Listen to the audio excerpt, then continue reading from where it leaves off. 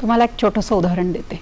एक कुटुंब असं मी स्वतः बघितलेलं आहे, त्याच्यावरच्या तुमच्या स्वतःच्या प्रतिक्रिया मला ऐकायला आवडतील.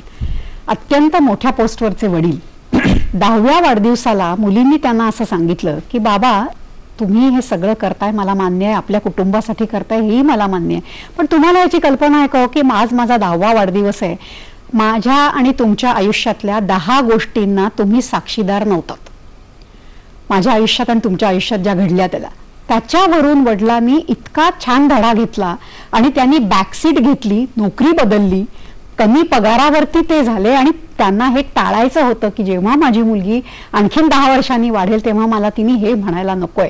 असे सुद्धा पालक आहेत, त्यांच्याबद्दल थोडंसं सांगा. फारच छान. कारण लोकांना हे कळत नाही की आपण ज्या रहाट गाडग्यामध्ये अडकतो ते आपण कोणाकरता करतोय आणि ज्यांच्या करता आपण ते करत असतो त्यांना आपण बऱ्याचदा दुखावतो, त्यांना आपण विसरतो, त्यांनाच वेळ कमी देतो. ते एक फार छान सेईंग आहे इंग्लिशमध्ये की तुमचा जर का आयुष्यातला हा शेवटचा दिवस असेल तर तुम्ही काय विचार कराल, अरे आणखीन 2 फायली ऑफिसमध्ये मला सह्या करायच्या होत्या, पटकन जाऊन मी सह्या करून येतो, असा विचार कराल का कोणाबरोबर टाईम तुम्ही घालवण्याचा विचार कराल. त्या व्यक्ती तुमच्या आयुष्यात सर्वात महत्त्वाच्या आहेत आणि त्यांच्याकरता तुम्ही बाहेर जाऊन काय करताय ते करताय.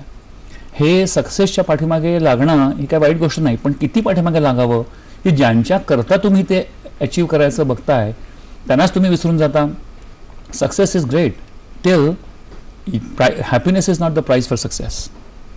आनंद तुमचा आणि तुमच्या जवळच्या लोकांचा आनंद ह्याची जेव्हा तुम्हाला कॉस्ट द्यावी लागते सक्सेस करता, तेव्हा ते सक्सेस काही कामाचं नाही.